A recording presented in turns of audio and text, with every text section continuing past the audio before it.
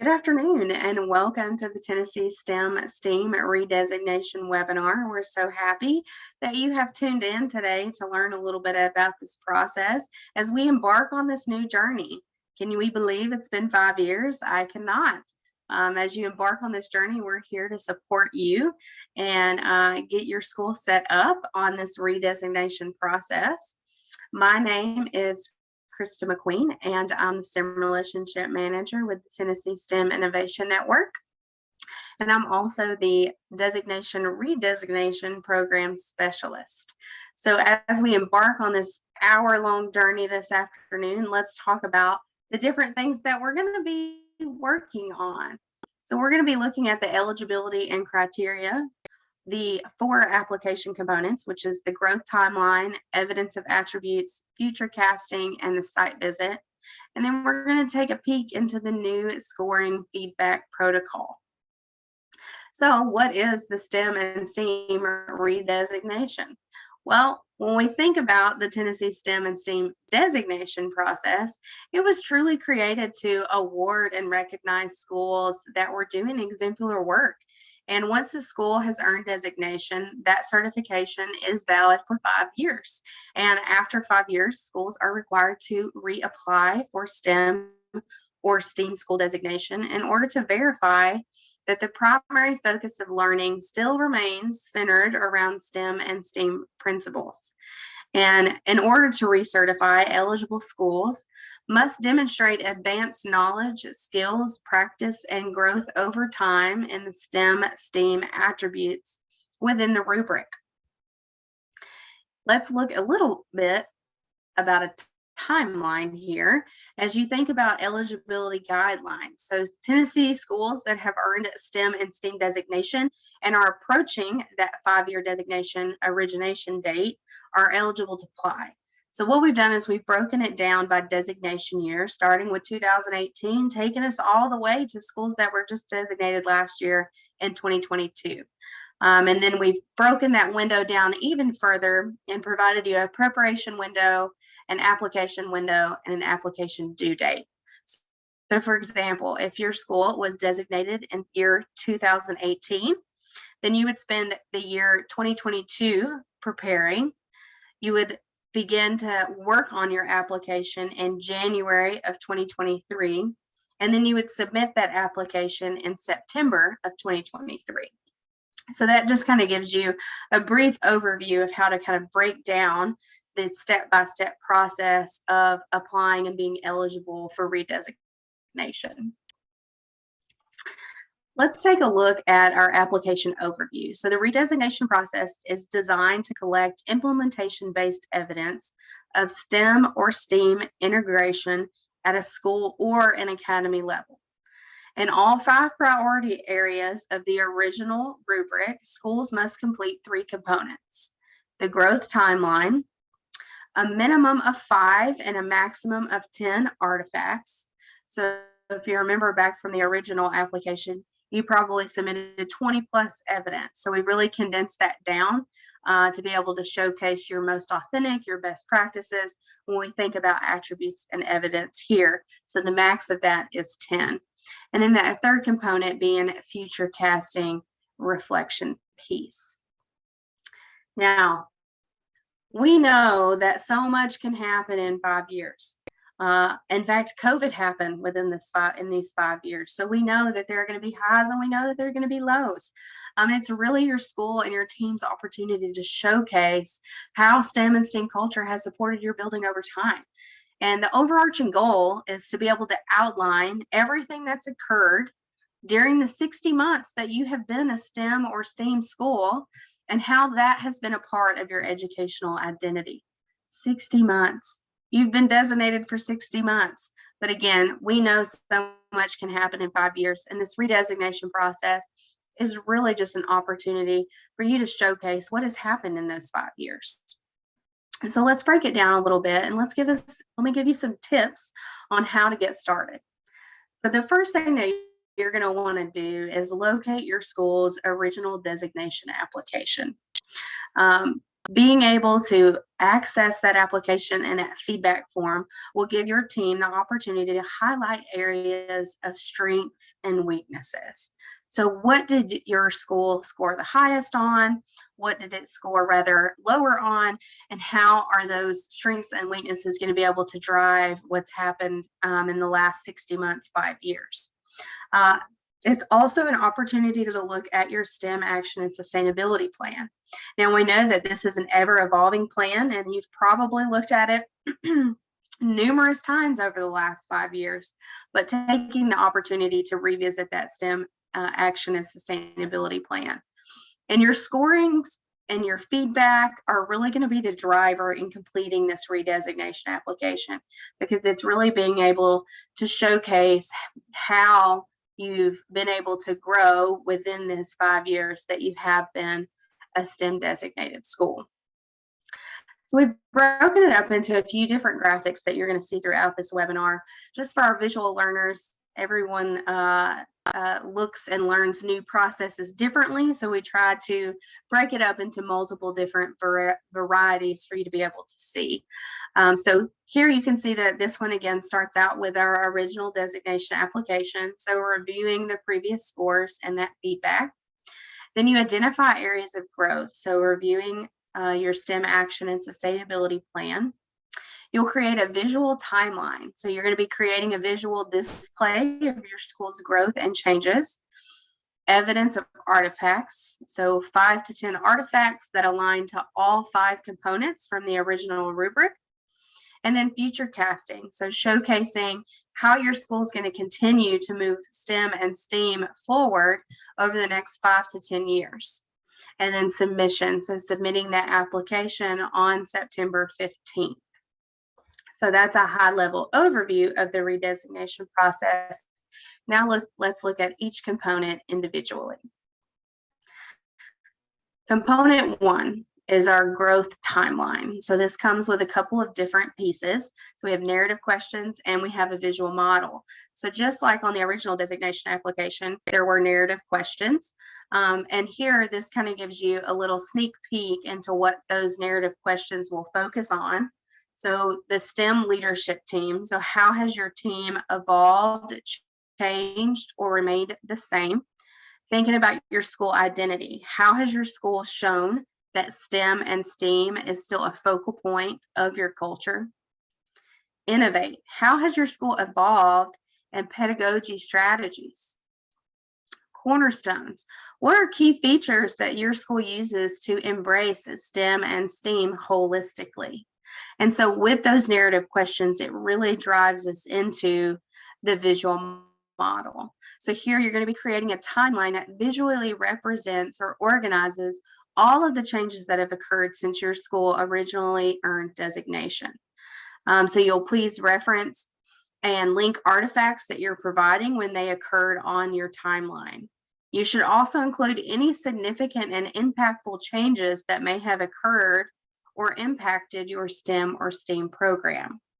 So we do have a couple of examples to show you of that, which you can also find in your designation guidebook. And really, your school has the flexibility to create this timeline however you'd like. There is no preference. This is a brand new way of thinking, as far as this is the first time we've done redesignation. So really, we are being innovators as we go through this process. So being able to create this growth timeline to really match your school's culture and identity, you have the flexibility to do that. But you can see that there are highs and lows on this example. So you can see in this one right here, in year 1 and 2, COVID impacted how the school was able to operate. You can see in year 4, then a new principal arrived. Year 2 and 3 is where they identified that the most growth occurred. Year 1, students got one-to-one devices. All 5 years, PBLs were happening in the building. So you can just see, again, highs and lows are highlighted on this. And we know a lot can happen in 5 years. And we really grow from the lows, right? And we really grow from the highs. So just being able to highlight those, it's just your school's opportunity there, kind of showcase and tell your story. in a visual way. Looking at component 2, this is evidence of attributes. So here's where we think about the minimum of 5 and the max of 10, artifacts displaying areas of growth or areas of achievement. This has a written narrative as well that showcases the connection and patterns of the attributes.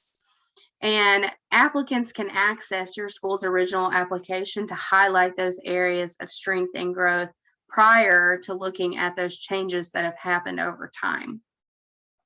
And again, we do have a few examples we can share with you for this as well. But when we think about the artifacts that we are chosen, we need to make sure that the artifacts and evidence that we choose to upload in our redesignation application have alignment to the attributes from the original designation rubric. So curriculum and instruction, professional development, achievement, and community partnerships. And thinking about how the max is 10, notice that one artifact may show alignment to multiple attributes. So it really forces our schools to think about how one piece of evidence that they have and thinking about how it fits in to multiple attributes from the original designation application. This comes with a table that we have put together to be able to showcase those artifacts. So for each artifact chosen, you're going to complete a template that provides the reason that your school has selected it and which attribute that it applies to, and a description of how that artifact aligns. And then you're able to actually link in that evidence to support. So it can be, a lesson plan, student work samples, pictures, videos, etc. We do have a example of a potential completed one here. You can see that they provided an overview of the artifact, a reason for selecting it. You can see that these 3 pieces of evidence that have been submitted align to 2.1, 2.5, 2.1, 2.2, and 2.1. So you can see that this hits 3 different attributes according to the original designation rubric. They also provided a description of what that evidence is, and then they actually linked the evidence in. You can also see that additional question on this template that talks about how the artifact impacted student learning and or your school community.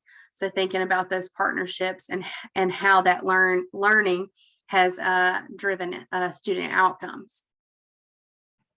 Next, let's look at component number 3, which is future casting. So when you get to this point in the redesignation process, you have shared with us everywhere that you've been in the last 5 years. And so now you're going to share with us where you're going.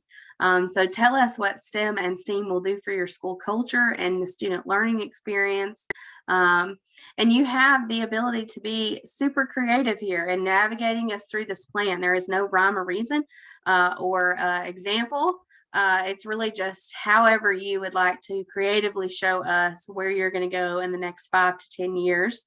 It's up to your school and your school culture and whatever fits best for your students, your staff, and your community.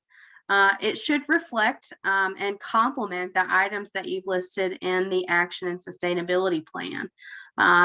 When we think about the narrative questions here, focusing on your STEM leadership team, your school identity, innovating and modeling. So thinking about those focal points as you think about where you're going to go in the next 5 to 10 years. All right, so that's all of our components. The last component is the site visit. So just like designation, redesignation will include a short visit. It's really an opportunity for us to reconnect and build our relationship even further. We can follow up on any lingering questions and offer support and feedback as appropriate. The site visit will include a school tour and a STEM leadership team conversation with the redesignation review team. And all schools will receive a detailed feedback, just like you did with the original designation, to be able to help continue driving STEM and STEAM education forward within your building. Also in component 4 is the application calendar. And this really kind of helps align to any year that you are up for redesignation. January, intent to apply opens, so we will formally send invitations to schools when it is their time to reapply, and they'll have through the end of January to complete that intent to apply. We'll also open up the application in January for schools to go in and start reviewing that and looking at the narratives and building out those responses. And you really have up until September to really begin or to finish collecting those 5 to 10 artifacts, completing the templates for each of those components. And then the application is due on September 15th. Our redesignation review team will have until October 31st to review those applications.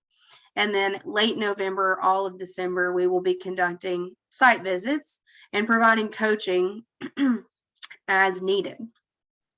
And then we will announce redesignation in January. So when we think about it, it's really a January to January process of reapplying for designation.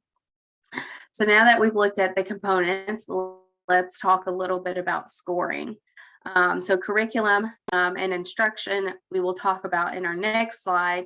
Let's focus here on infrastructure. It's really the only component that we made significant changes in. So we have reflective questions, future casting questions, and the timeline of events. And you can see here that we have created a point scale of 0 to 1. So you either meet the requirements or you don't meet the requirements, meaning that it did not address all 3 components that would earn a 0 in reflective questions. So thinking about the strongest indicator, weakest indicator, and growth over timeline, or it addressed all 3 components and you earn a point. So the scoring and feedback is a little different than the original designation protocol. Curriculum instruction, professional development, achievement, and community partnership sections will be scored using the original rubric from the initial designation process. We have cut down on the designation, original designation. Early was 1, developing was 2 points, accomplishing was 3 points, and model was 4 points.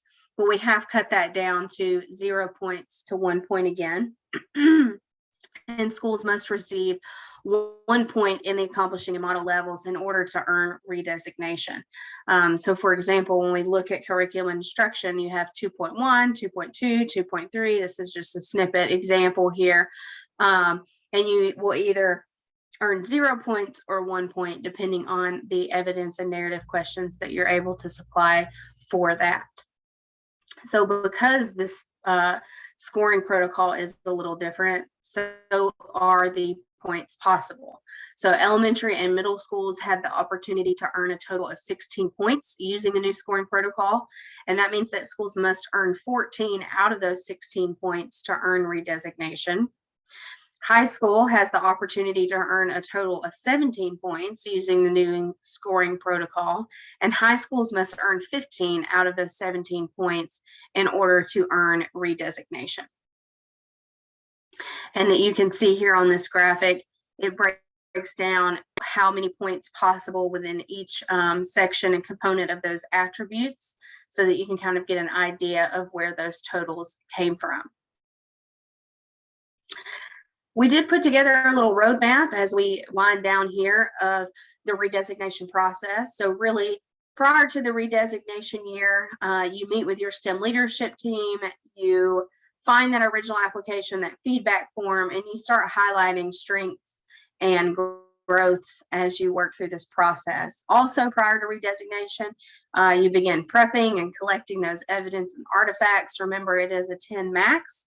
And you revisit that STEM action and sustainability plan. Although you have probably revisited it numerous times over the last 5 years, it still plays an important role in redesignation. You begin working on that application in slide room, looking at those narratives, looking at the templates that have to get submitted, and then you continue working and completing the components of the application until September 15th. And then we conduct those site visits in December with notifications to come in January. And so lastly, I'm just going to point out a couple of the FAQs that you may have as your school kind of embarks on this redesignation journey. So we are using a platform called Slide Room. Some of you may be familiar with it, and some of you may have used a different application when you originally applied for designation. But Slide Room is really user friendly, and we will send instructions on how to get you up and running on that. You may have noticed in 2022 that we have been saying STEM or STEAM. So schools do now have the opportunity to self-select STEM or STEAM on the application. So if we previously, unless you were a 2022 school, we were previously all STEM designated schools. But if over these 5 years, if your school has developed a culture of the arts, then you can select to be a STEAM designated school. So at the application window, our previously designated schools will be invited by TSIN to apply. So that way you are familiar with the appropriate time to apply. It can be sometimes really confusing when you think about the 5 years, but we're here to help you along that process, so you never have to worry about missing out on being able to reapply for designation, but it is 5 years after that original designation year. And so when we think about your original designation, again, it really is the driving force behind this redesignation process. If you're unable to locate your school's feedback form, please reach out to us and we can send you a copy of that as well, because it really will help your staff and your team go through this process together, thinking about everything that's happened in the last 60 months. And then applications again are due on the 15th of September, and we conduct site visits in January, and notifications are made in January. Again, it really is a full year process, thinking about everything opening in January and then everything coming to an end and an announcement the following January. But we are to the end of our redesignation high-level overview of this process. We will have several more webinars as we go throughout this process, focusing on each component. So make sure to check out our website and access that calendar to be able to look to see when the next webinar is. Again, we're going to go component by component and really hone in on each of those, thinking about each of those processes and how they work. My contact information is here. If your school has any questions as you're looking through the redesignation guidebook, we are here to support you as your school goes through this process. And we're really excited to see where schools have been and where they're going. But again, if you have any questions, please feel free to reach out to me, and thank you for joining us today.